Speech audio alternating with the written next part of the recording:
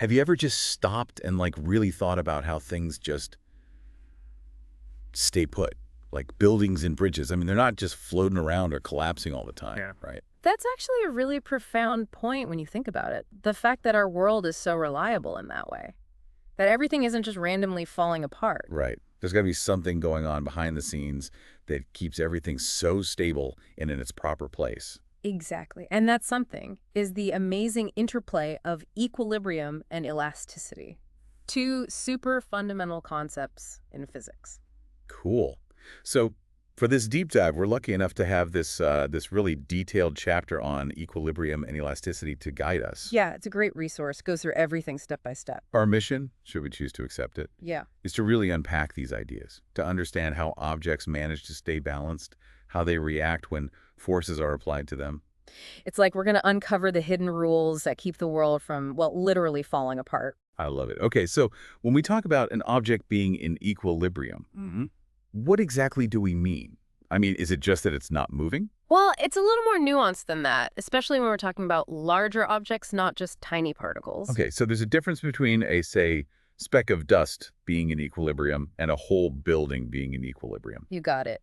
For a single particle, like an atom, equilibrium just means that all the forces acting on it are balanced. They all cancel each other out, and the net force is zero.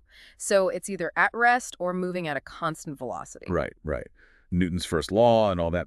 But for something bigger, like a building or, I don't know, a bridge, it's not just about the overall motion, right? Exactly. You can have a situation where all the forces on a large object are balanced, but it could still be rotating. Think about a spinning top or like a merry-go-round. Oh, I see. So for a big object to be truly in equilibrium, it needs to be both not moving linearly and not rotating. It's like a double requirement.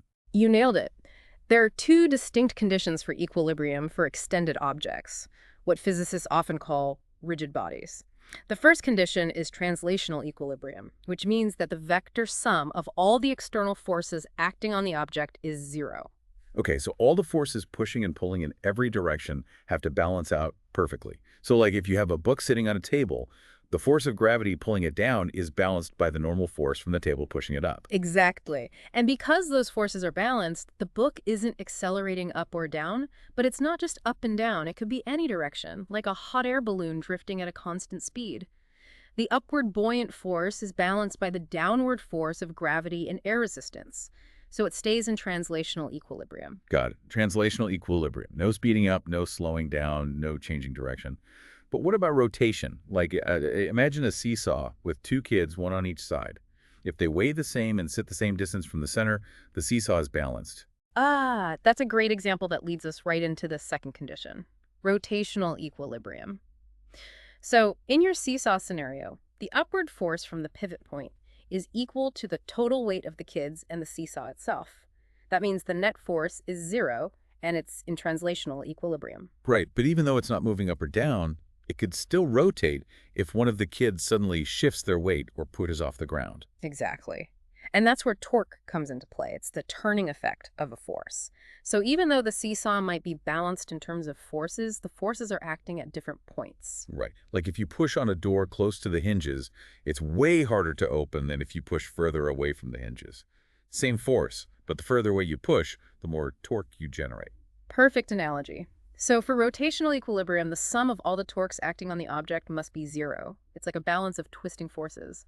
If all the clockwise torques are canceled out by all the counterclockwise torques, the object won't rotate. Okay, so going back to the seesaw, if it's perfectly still, the torques from each kid must be equal and opposite. If one kid moves, those torques get messed up and the seesaw starts to rotate. Precisely. And it's super important to remember that for an object to be in complete equilibrium, like that perfectly balanced seesaw, both conditions have to be satisfied. Both translational and rotational equilibrium. If even one of those is off, the object is going to move. I see. It's like a delicate balancing act.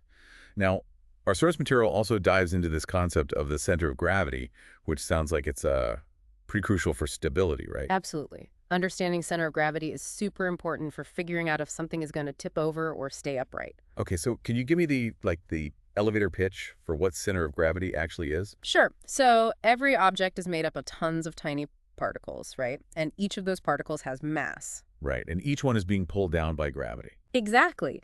The center of gravity is the point where the average position of all that mass is located. It's like the balance point for the object's weight. If you could magically suspend the object from that single point, it would be perfectly balanced. Okay. So it's not just about the total weight, but also how that weight is distributed throughout the object. Like a bowling ball has a center of gravity right in the middle, but a hammer has it closer to the head. Exactly. And here's something that simplifies things a lot.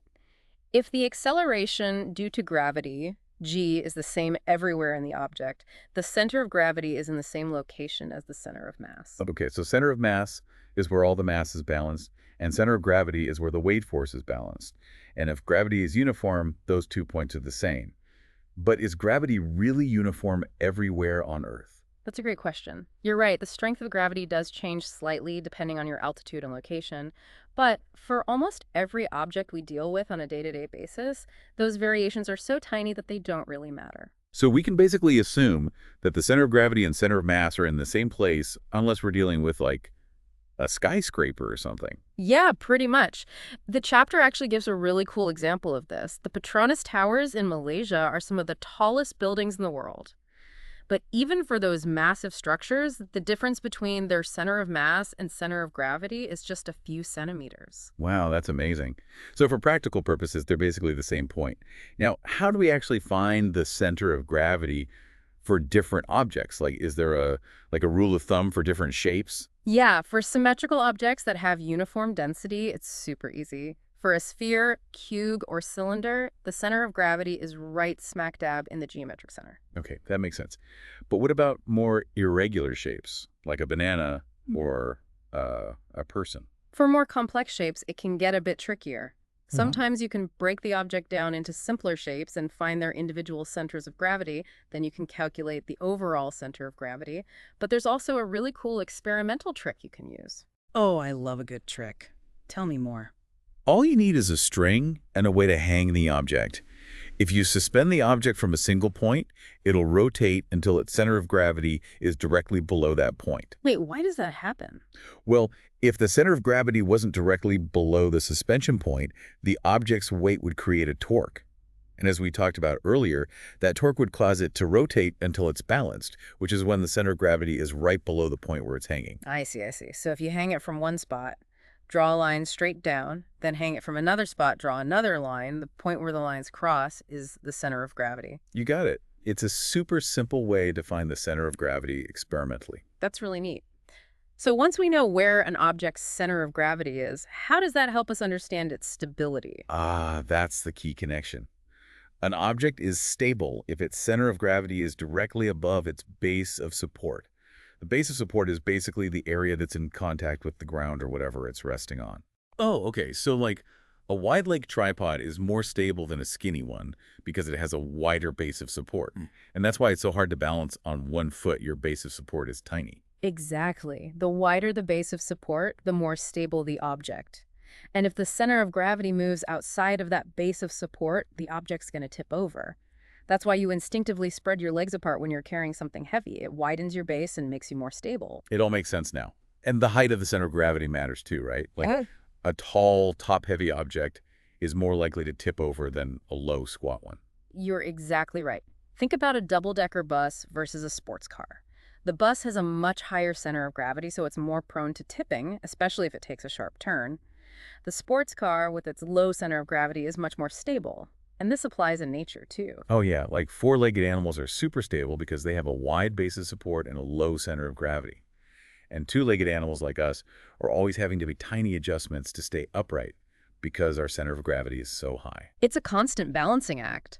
Even dinosaurs like the T-Rex, with its massive head and tiny arms, probably relied on its huge tail to counterbalance its weight and keep its center of gravity in the right spot.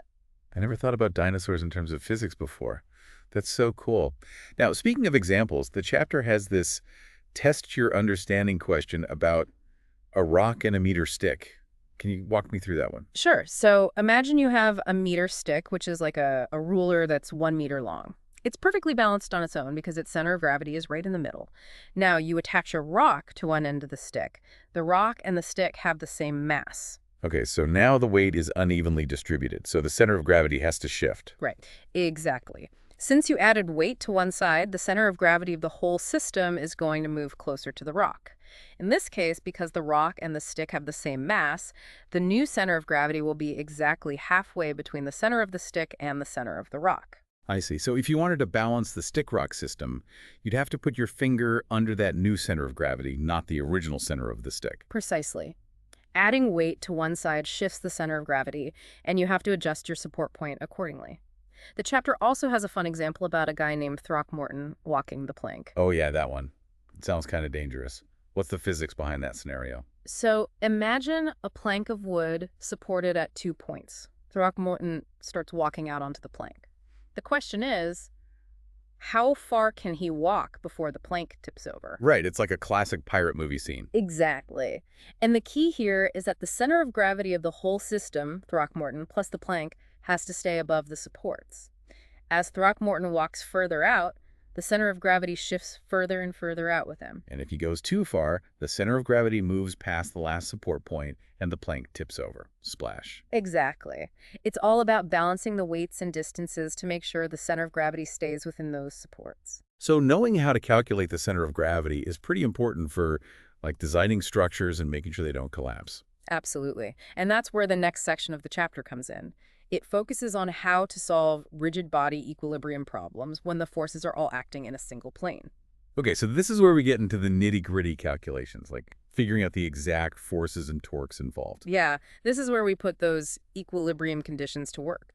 For forces acting in a plane, let's say the z-plane, the two vector equilibrium conditions simplify into three scalar equations. Right, we break down the forces into their x and y components, and then we also consider the torques. Exactly. So the three equations are: the sum of all the forces in the x direction must be 0, the sum of all the forces in the a direction must be 0, and the sum of all the torques around any point must be 0. Wait, you said around any point. Does that mean we could just choose whatever point makes the calculations easiest? Absolutely. That's one of the coolest things about rotational equilibrium. You can choose any point as your axis of rotation, and the net torque still has to be 0. So strategically picking your pivot point can simplify the math a lot. That's such a good tip. And the source material actually outlines a whole strategy for tackling these equilibrium problems. What are the main steps? So the first step is always to identify the physical principles involved. In this case, it's the two conditions for equilibrium. Then you need to select the specific object you're analyzing and draw a free body diagram. A free body diagram. That's where you draw all the forces acting on the object, right? Precisely. It's a visual representation of all the forces involved.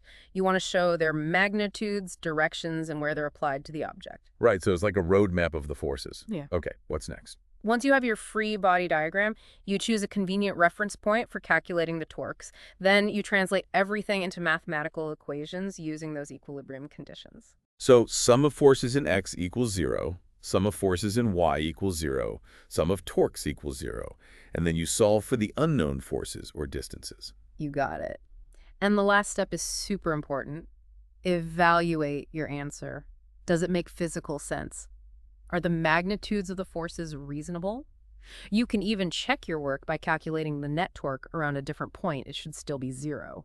So it's like a detective story, but with physics. Yeah. You gather the evidence, the forces, analyze the clues, the equilibrium conditions, and then solve the mystery, find the unknowns. I like that analogy. And the chapter goes through a few really interesting examples, like figuring out where your center of gravity is using a plank exercise. Oh yeah, that one. It's like a real-world application of equilibrium. How does that work? So imagine you're in a plank position with your toes on one scale and your forearms on another. Because you're holding still, you're in equilibrium, which means the upward forces from the scales must balance your weight. Okay, that makes sense. But how do you find your center of gravity from that? The key is that the net torque also has to be 0. If you choose, say, your toes as the pivot point, the torque from the force at your toes is 0. The other torques come from your weight and the force at your forearms. So by knowing the distances between your toes, forearms, and your center of gravity, and by knowing the readings on the scales, you can set up an equation and solve for the position of your center of gravity. Precisely. The example in the book found that for a person with their forearms 1.72 meters away from their toes, their center of gravity was about 1.01 meters from their toes. Which makes sense, right? It's somewhere in the lower torso. Oh, Cool. And then there's a classic example of a ladder leaning against a wall. yeah, that's a good one.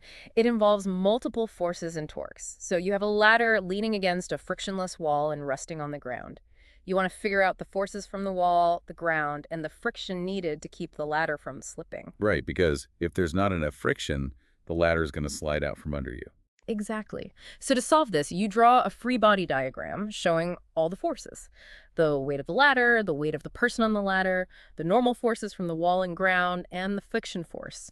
Then you apply those equilibrium conditions, sum of forces in x and y equals 0, and sum of torques equals 0, and solve for the unknowns. And the example showed how the required friction increases as the person climbs higher on the ladder, right? Yeah, the higher they climb, the more their weight tries to rotate the ladder away from the wall, which means you need more friction to counteract that.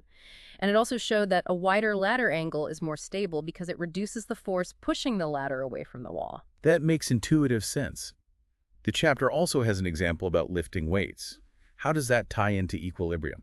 So when you're holding a dumbbell, your forearm acts like a lever. The forces acting on it are the weight of the dumbbell, the tension in your biceps muscle, and the force at your elbow joint. Okay, so it's like a mini equilibrium problem within your own arm. Exactly. By taking torques around the elbow joint, you can figure out the tension in your biceps. And then, by using the force equilibrium conditions, you can calculate the forces at the elbow joint. What's interesting is that those forces can be much greater than the weight of the dumbbell itself. Really, why is that? It's because of the leverage involved. Your muscles have to work harder than you might think to lift even relatively light weights because they're acting at a distance from the pivot point. Wow, that's fascinating. Our bodies are like little physics machines. Yeah. Okay, so we've covered equilibrium and center of gravity. The chapter then moves on to stress, strain, and elasticity. This is where things start to deform, right? You got it. So far, we've been treating objects as perfectly rigid, but in reality, all materials deform when forces are applied to them. Elasticity is the property that allows a material to return to its original shape after the force is removed. So like a rubber band is elastic because it stretches when you pull it, but snaps back to its original shape when you let go. Exactly, and the key relationship here is Hooke's law, which says that for small deformations, the stress is proportional to the strain. Okay, break that down for me. What are stress and strain exactly?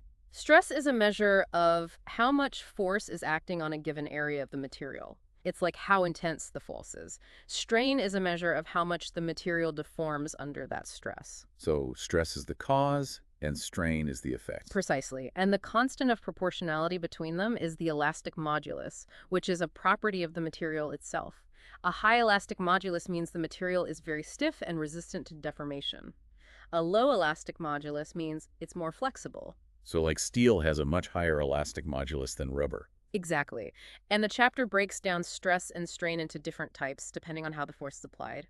We have tensile stress and strain, compressive stress and strain, bulk stress and strain, and shear stress and strain. Okay, let's go through each one. What's tensile stress and strain? Tensile stress occurs when you're pulling on an object, trying to stretch it out. Think of a rope being pulled tight. The tensile stress is the force divided by the cross-sectional area of the rope. So the thicker the rope, the more area it has, and the less stress it experiences for the same force. Exactly. Tensile strain is the fractional change in length. It's how much the rope stretches divided by its original length. And the elastic modulus that connects tensile stress and strain is called Young's modulus. Okay, I'm getting it. What about compressive stress and strain?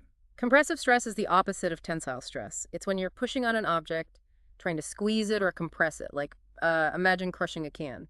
The compressive stress is the force you apply divided by the area of the can's top. And compressive strain is how much the can gets squished, right? Exactly. The same concept of elastic modulus applies here, often using Young's modulus for both tension and compression, but some materials behave very differently under tension versus compression. Like, concrete is really strong under compression, but weak under tension. Oh, that's why they use concrete for pillars and arches. They're designed to be under compression. Exactly. And the chapter even mentions how I-beams are cleverly designed to minimize both tensile and compressive stress, making them strong and lightweight. What about bulk stress and strain? Bulk stress has to do with pressure. Imagine an object submerged in water. The water exerts pressure on the object from all sides equally. That's bulk stress, the change in pressure. And bulk strain is how much the object's volume changes under that pressure, right? Exactly. The elastic modulus for bulk stress and strain is called the bulk modulus, and its inverse is called compressibility, which basically tells you how easily the material can be squeezed. Okay, so a material with a high bulk modulus is really hard to compress, like a diamond. Exactly. And a material with a low bulk modulus is more compressible, like a sponge. The chapter has a cool example of this with a hydraulic press. And lastly, there's shear stress and strain. What's that all about? Shear stress occurs when forces are applied parallel to a surface, causing layers within the material to slide past each other. Think of spreading a deck of cards. The force you apply with your hand is creating shear stress. Oh, I see. And shear strain is how much those layers actually shift relative to each other. Precisely. The elastic modulus that relates shear stress and strain is called the shear modulus. And it's super important in things like engineering and geology, where you need to understand how materials respond to twisting or shearing forces. Right, because in an earthquake, buildings experience a lot of shear stress, and you want to make sure they can withstand it. Exactly. So, to recap, tensile is pulling apart, compressive is pushing together, bulk is squeezing uniformly, and shear is sliding past each other. Got it. Now, the last part of the chapter talks about the limits of elasticity and the difference between elastic and plastic behavior. Right. So far, we've been assuming that materials always return to their original shape. But that's not always true, especially if you apply a large enough force. Oh yeah, like if you stretch a rubber band too far, it snaps and doesn't go back to its original shape. Exactly. There's a limit to how much stress a material can take before it undergoes permanent deformation. And that's the difference between elastic and plastic behavior. So elastic behavior is like a spring. Right. You deform it, but it bounces back. And plastic behavior is like molding clay. You deform it, and it stays deformed. Perfect analogy. The chapter shows this with a stress-strain curve for a typical metal. At first, the relationship is linear, that's the elastic region. But if you go beyond the elastic limit, the material enters the plastic region, where it starts to deform permanently. And if you keep increasing the stress, eventually the material breaks, right? Exactly. There's a point called the ultimate tensile strength, where the material can't take any more stress and fractures. And the chapter mentions that some materials, like tendons and ligaments in our bodies, don't have a true plastic region. They tend to tear if you stretch them too far. Makes sense. You don't want your tendons to permanently deform every time you move. Yeah. The chapter also mentions this thing called elastic hysteresis. What's that all about? Elastic hysteresis is a fascinating phenomenon that happens in some materials, especially those with complex molecular structures like rubber. Basically, if you stretch the material and then let go, the unloading curve doesn't follow the same path as the loading curve. So it's like the material remembers that it was stretched. In a way, yes. And the area between those two curves represents energy that's lost as heat due to internal friction. This energy loss can be useful in things like shock absorbers, where you want to dampen vibrations. Well, that's clever. Mhm. And the last point the chapter makes is that materials can have similar elastic constants, but very different breaking strengths. Right, so two materials might have the same stiffness, meaning they deform the same amount under the same stress, but one might be able to withstand much higher stress before it breaks. Like iron and steel are both pretty stiff, but steel is much stronger than iron. So stiffness and strength are not the same thing. Not necessarily. You can have a material that's stiff but brittle, meaning it breaks easily under stress. And you can have a material that's more flexible but tougher, meaning it can take a lot of abuse before it breaks. Wow, this is all really interesting stuff. I'm starting to see how all these concepts, equilibrium, center of gravity, stress, strain, elasticity, are all interconnected. Absolutely. They're the fundamental principles that govern how objects behave under forces. And they're super important for understanding everything from how buildings stand up to how our bodies move. It's really amazing to think about how these seemingly simple ideas have such profound implications for the world around us. I completely agree. So, to wrap things up, I'd like to leave you with a little thought experiment. As you go about your day, look around at the objects you encounter, chairs, tables, bridges, trees. Think about how their designs incorporate the principles of equilibrium and elasticity. How are they balanced? How do their materials resist deformation? It's like seeing the world through a new lens, appreciating the underlying physics that keeps everything working.